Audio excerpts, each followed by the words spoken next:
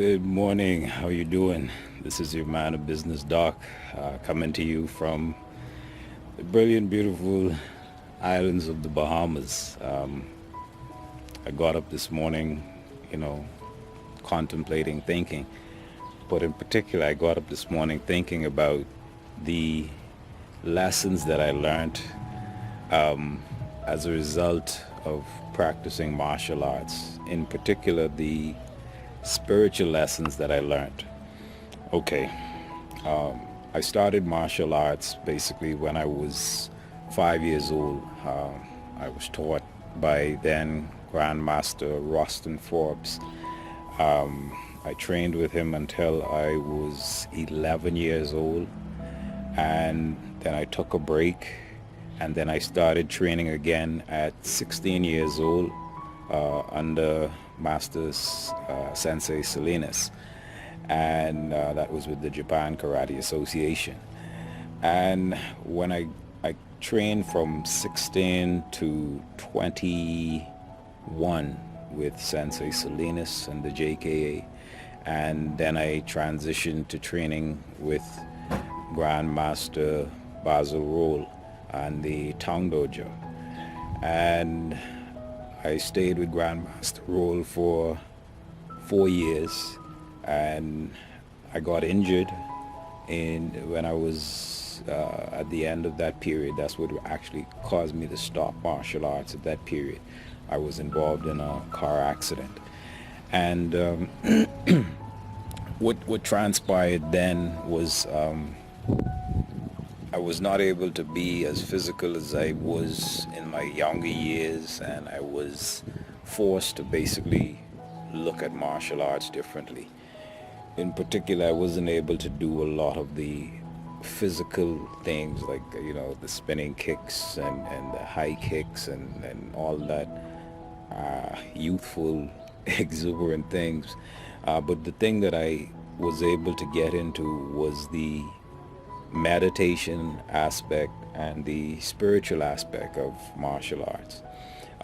The first teacher who really taught me about meditation was Grandmaster Basil Roll, and it was in a context because I asked him point blank what was meditation all about and the rhyme and the reason for meditation.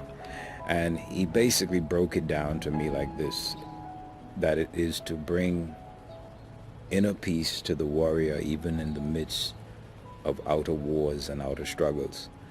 And that stayed with me, and as a result of that, I moved into a place whereby I would basically meditate once in the morning, once in the evening, and I did this for a number of years, basically consistently from, say, the age of 25 onwards to about 34 thereabouts. Now the thing is, I've returned to martial arts in spite of what the doctors have told me, because here it is, the accident that I had, it incapacitated me. I injured my spine actually, and basically the doctors told me that if I opted to fight again, I could find myself permanently in a paralyzed state, and that really struck home. So basically what that caused me to do was to basically have to put down one of the things that I love, being born in that Aryan energy, that Thor energy, that Ogun energy. I love the martial arts and the martial way, the concept of defending oneself and defending those that one loves. But getting into the spiritual aspect even deeper, what I found was through meditation, I was able to still my mind. And in the midst of stilling my mind, I was able to go into deeper places within myself and examine places that I would not normally be able to examine in a normal, wakeful, moving about state of mind. And the name of the meditation was Zazen, or sitting meditation, or it was a form of Zen meditation. And basically it entailed focusing on the breath and going within, and just allowing one's consciousness to just follow the internal workings, and going into the internal doorways and highways and byways within. Now, what I found through this meditation is it increased my chi, my prana, my internal energy. And what I found is, even though I wasn't able to physically do a lot of the things that I was able to do before, what I found was I was able to generate energy and strength in a different way, and also in terms of my thinking. Now, here it is. Before I got my black belt, I was very physically oriented. I was very mindful of the physical aspects of combat, and the spiritual aspect never really entered the domain for me until after I was forced to basically sit down. I was forced to basically stay in a state whereby I couldn't do anything physically. For the initial phase was for an entire year. I couldn't do anything physical other than go to the chiropractor. But what I found is with most martial artists, from white belt to black belt, the focus is on physicality, and it is only after one has gone beyond the black belt stage that one starts to focus on the spiritual aspect and the spirituality aspect of life and the way of the warrior, Bushido. What I found is that it created an internal strength, the meditation. What I found is it created an internal state of mind that allowed me to persevere even in the face of obstacles and adversity. It allowed me to move into a place whereby I was more comfortable and confident in my own skin. Here it is.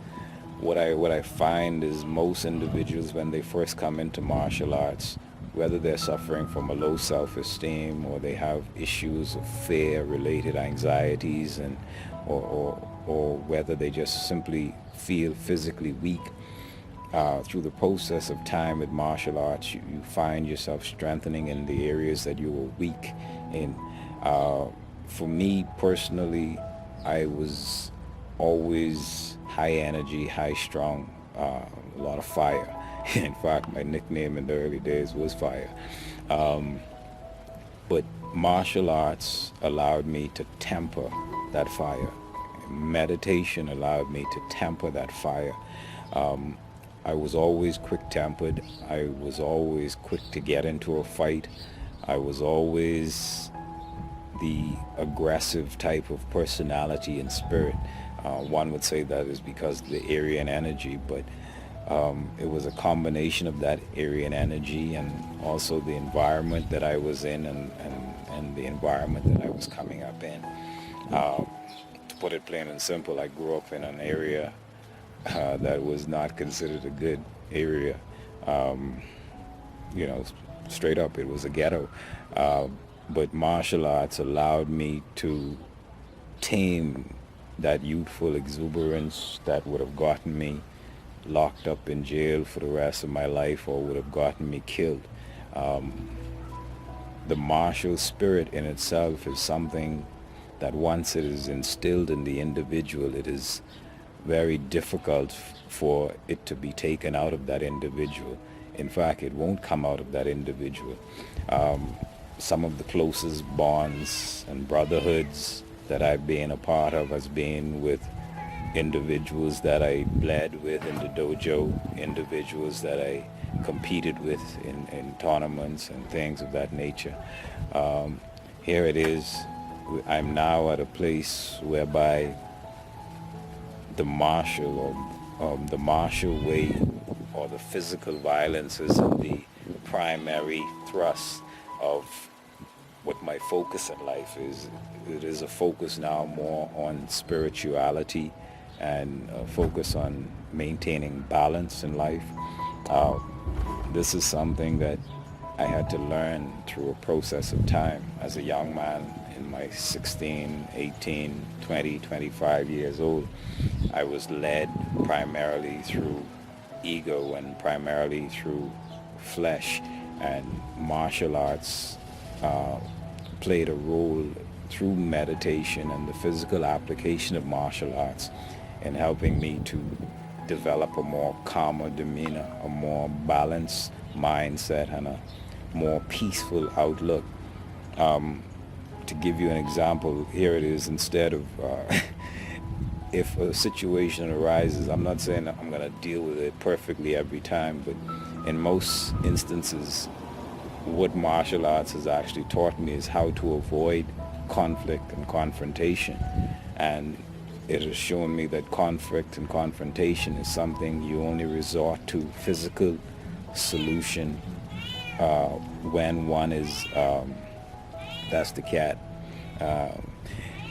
You only resort to physical violence when one has no other recourse. And a true martial artist will seek a higher path always. And violence or physical violence is the ultimate solution. The truth is, most people think that studying martial arts and things of that nature is about being this force of violence, this force of death, this force of chaos. But really and truly, the martial way is a way almost. It's a spiritual path in itself. It's a religious or belief system in itself that leads you to a place of peace and calm if one continues to follow it.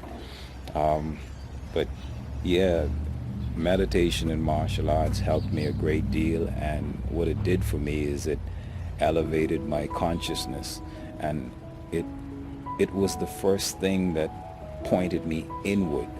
Most people think that's difficult, considering that they only see the external aspect of martial arts in terms of the kicks and the punches and the blocks and all of that stuff. But all of that stuff, though external, it turns you internally, it turns you inward. And that is one of the greatest things, one of the greatest lessons that I've learned from martial arts. I'm now at that age in my life I cannot compete in tournaments. I'm at that age, well, I can, but I choose not to. I'm now at that age in life where I don't train as much as I used to in my 20s. If I train 3 times a week, I'm grateful for that opportunity. But I would recommend the martial way or martial arts to anybody who is looking to cultivate and to harness that internal energy, who's looking to develop discipline, self-discipline, that will stay with you, not in a fleeting sense, but self-discipline that will last with you. To give you an example, when I went into the police force, I had already started martial arts for years, and the discipline that martial arts taught me made police training and all of that stuff very easy to deal with. So for those of you out there who have young persons who are having difficulties in balancing their internal elements, whether if they carry strong fire or a lot of earth energy and they need to balance these things out, I would recommend martial arts. And in particular, they should focus on the meditation aspect of martial arts. Well, that's been my 5 cents for my morning meditation about martial arts and meditation in particular. But this is Doc saying thank you for signing in and listening to my meditation for the day. If you like what you're hearing and you want to hear further insights about my spiritual journey, just like and subscribe down below. And you can check out our online store, innercreed.com. And this is Doc saying thank you and enjoy the rest of your week. Peace, love, and blessings to you.